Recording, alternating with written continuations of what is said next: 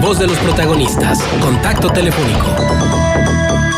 Y agradecemos enormemente la presencia de Jimena Mata, consultora de Integralia, que esté con nosotros vía telefónica para dar a conocer algunos datos importantes del libro La negociación política del presupuesto 1997-2018. Jimena, muchas gracias por estar. Juan Ceballos, Marcela Paman, y saludamos.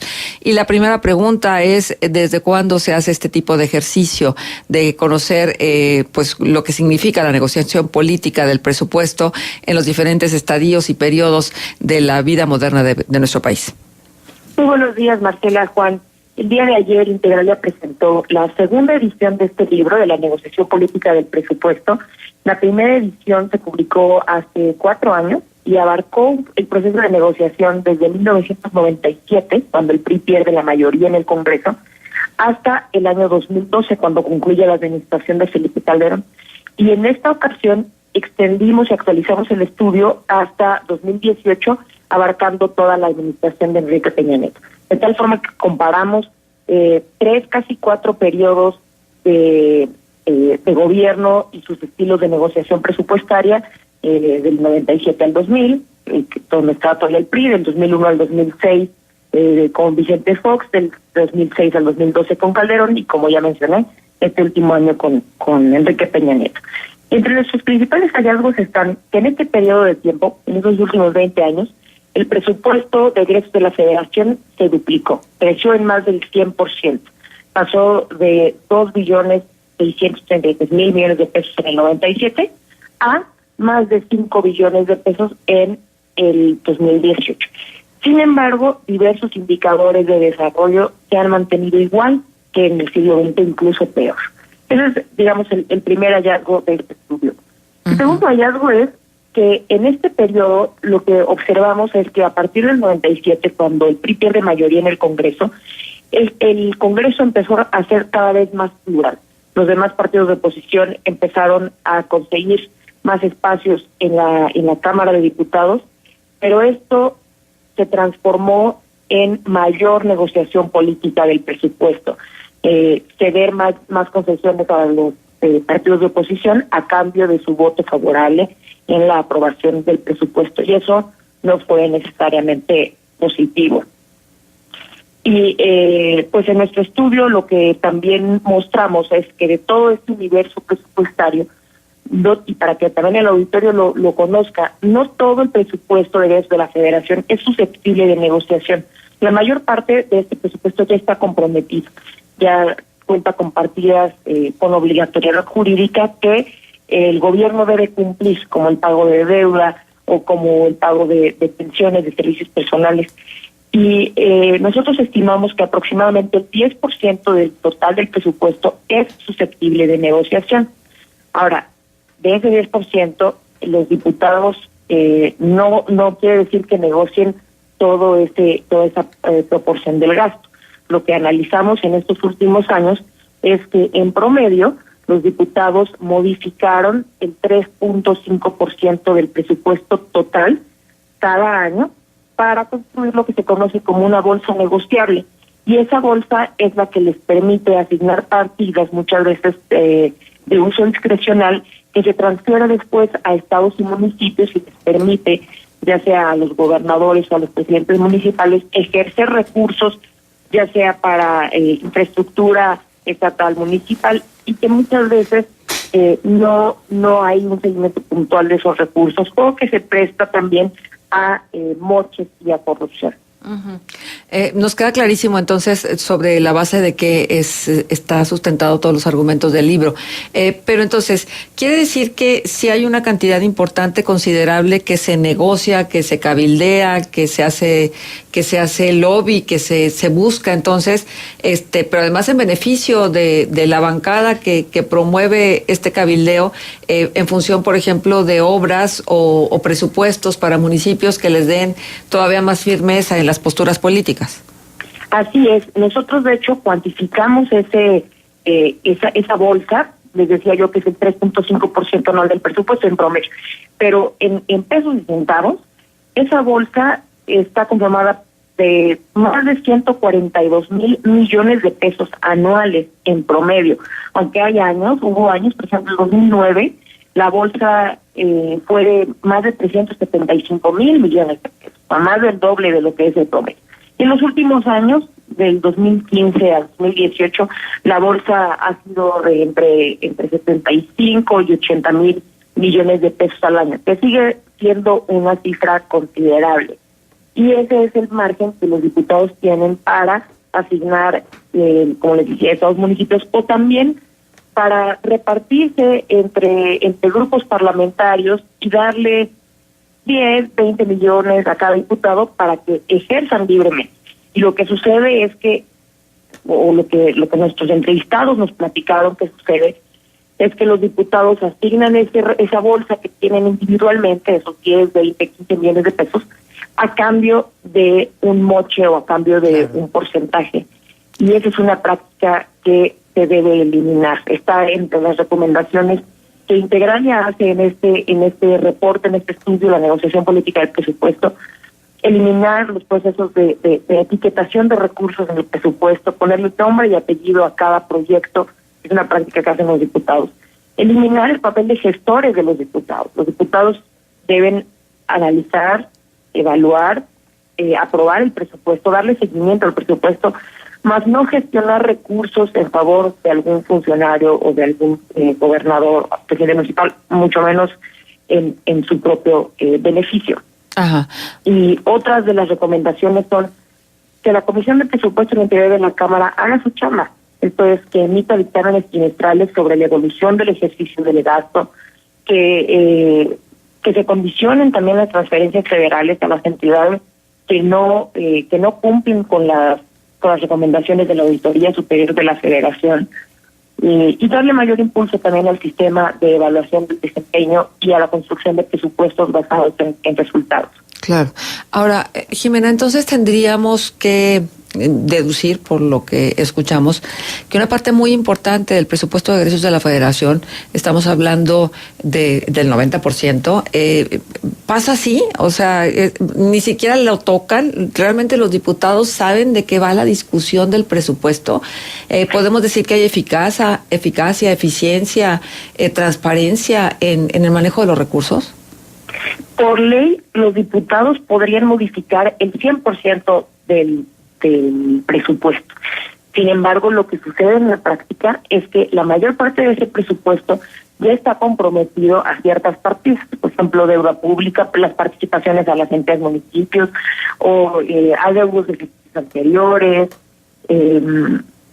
o lo que les decía ya al principio, ¿no? Servicios personales, pensiones, jubilaciones. Aunque los diputados podrían modificar esas partidas, como saben que son gastos irreductibles, que si no se asignan, el gobierno no podría funcionar, digamos, o paralizarían la actividad del gobierno.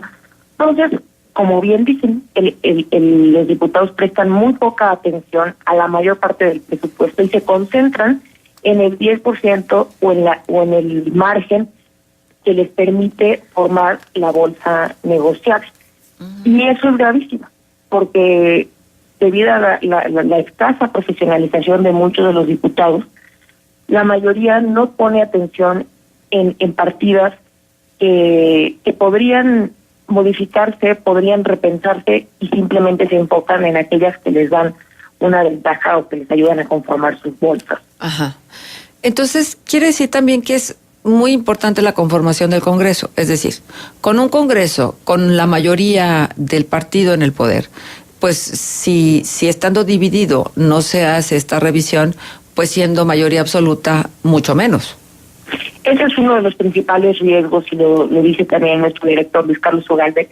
El mayor reto para Morena, que hoy tiene mayoría en el Congreso, es no convertirse en el PRI de antes del 97, que contaba con mayoría absoluta para aprobar el presupuesto y no necesitaba de la opinión ni de los votos de los partidos de oposición, de tal forma que había muy poco margen para escuchar las peticiones de los otros partidos, y simplemente lo que el presidente decía, o el secretario de Hacienda en turno decía, era lo que se hacía, se pasaba a la Cámara y se aprobaba. De entrevistados que estuvieron trabajando en aquella época muy cerca del presidente o que estuvieron en Hacienda decían, el presupuesto se aprobaba en Hacienda, ¿no? Y ese es el principal reto de esta administración, porque cuenta con la mayoría para aprobar el Congreso por sí solos. Y lo delicado es que podrían no escuchar las demandas de otros partidos y aprobar el presupuesto así. Ahora, una ventaja que también hay que decir de contar con mayoría es que tampoco tienen la necesidad de ceder recursos o de dar bolsas o de cambiar votos por dinero para conseguir así el número necesario para acabar el presupuesto, ¿no? Entonces, tienen una enorme oportunidad para acabar con esa industria de los moches, de te doy una bolsa de recursos, señor diputado, para que votes el presupuesto a favor de mi partido. Hoy ellos podrían acabar con esa práctica. Entonces, digamos que pues es un arma de doble filo. Ajá. Jimena, y la pregunta es, ¿verdaderamente nada más los diputados meten mano en lo que tiene que ver con el presupuesto? ¿O hay otro tipo de organizaciones u otro tipo de instancias que también, tal vez no tan visibles, pero que también tienen alguna influencia y alguna presencia en la determinación de las decisiones de cómo se va a gastar el dinero? En este libro, y qué bueno que lo preguntas, Marcela, en el libro nosotros hacemos un análisis detallado de quiénes son los actores en la negociación del presupuesto. Aunque los actores principales son los diputados por el lado del Poder Legislativo y la Secretaría de Hacienda o el presidente del lado del Poder Ejecutivo, hay varios actores que participan en el proceso de la negociación. Por ejemplo, dentro de la Cámara de Diputados hay grupos de poder, por ejemplo, la Comisión Nacional Campesina, que mucho tiempo, durante muchos años, estuvo impulsando o pidiendo proyectos a favor de su grupo o para fomentar sus intereses. Ese es un ejemplo. Otro ejemplo son los gobernadores, que en la época de Fox y de Calderón cabildeaban al interior de la Cámara. Pero se sabe que ahora, en esta última administración, el cabildeo fue en Hacienda. Entonces los gobernadores asistían a la Secretaría de Hacienda para negociar con pues los funcionarios de Hacienda que se les asignaran ciertas partidas incluso antes de que el presupuesto se enviara al Congreso. De tal forma que los diputados ya tenían sobre su mesa un presupuesto con partidas que beneficiaban a tal o cual estado o tal o cual gobernador. Y ya ahí dependía de los diputados si mantenían esa partida, si la eliminaban o si la modificaban en alguna proporción. Pero insisto, hay grupos de poder, grupos con intereses particulares que están empujando sus intereses. Están los gobernadores como actores muy importantes, por supuesto están los diputados y está el personal de Hacienda, que es un actor súper importante. No, la negociación del presupuesto no solo está en la Cámara en cuanto los diputados suben y bajan. Empieza antes, cuando la Secretaría de Hacienda subestima ciertos gastos, sabiendo que los diputados al final los van a inflar. Entonces, la negociación empieza desde ahí, desde que el presupuesto que llega a la Cámara no es el presupuesto ideal, sino es el presupuesto que ya lleva ciertas precauciones de que históricamente los diputados suben o bajan ciertas partidas. Claro. Y Jimena, hay una pregunta que tendría que hacer. Si hay capacidad de parte de quienes integran la comisión de revisión, la comisión de Hacienda, de presupuesto, dentro de la misma Cámara, para realmente tener una dimensión de lo que se está hablando, es decir, de hacer la abstracción de los billones de esos que significa el presupuesto. Lo que hemos visto en este periodo de estudio es que más allá de la profesionalización de los diputados que integran la Comisión de Presupuesto, lo que vemos es que si el gobierno en turno es del PRI, entonces la presidencia de la Comisión del Presupuesto casi por regla debe ser de sí mismo partido, para que la Comisión de Presupuesto, digamos, el partido lleve mano en la decisión. Cuando ha sido del PAN, al revés, la Comisión del Presupuesto la encabeza algún diputado representante de ese partido. Y en esta ocasión no es distinto. Hoy vemos que el presidente de la Comisión del Presupuesto también es del partido del presidente electo. Ahora, esto no es malo, es un movimiento natural, pero lo que sí vemos con preocupación es que los integrantes, históricamente, no hablamos de la integración de esta Cámara, pero históricamente los diputados que integran la comisión cuentan con poca preparación en temas presupuestarios, de tal forma que se centran en la discusión política y en los jaloneos de cuánto le toca a cada, cuánto de la bolsa le toca a cada grupo parlamentario. Bien, pues muy interesante todo lo contenido en el libro. Jimena, ¿dónde se puede consultar? ¿Se puede adquirir? ¿Hay un PDF? Si nos dices cómo, te lo vamos a agradecer. Los invitamos a descargar de forma totalmente gratuita el libro completo, que está disponible en la página de Integralia, es www.integralia.com.mx. Los invitamos a leerlo. De verdad es un libro muy amigable, aunque esos son temas de finanzas públicas, pero está escrito de una forma muy amigable para que todo mundo entienda cuál es el proceso que sigue la asignación del presupuesto y bueno, pues para mejorar esos procesos justamente pues hay que conocer cómo ha sido y saber dónde están las áreas de oportunidad. Muy bien, pues muchísimas gracias, Jimena, por tomarnos la llamada y por comentarnos sobre el libro La negociación política del presupuesto 1997-2018. Gracias. Muchas gracias, buen día. Hasta luego, gracias.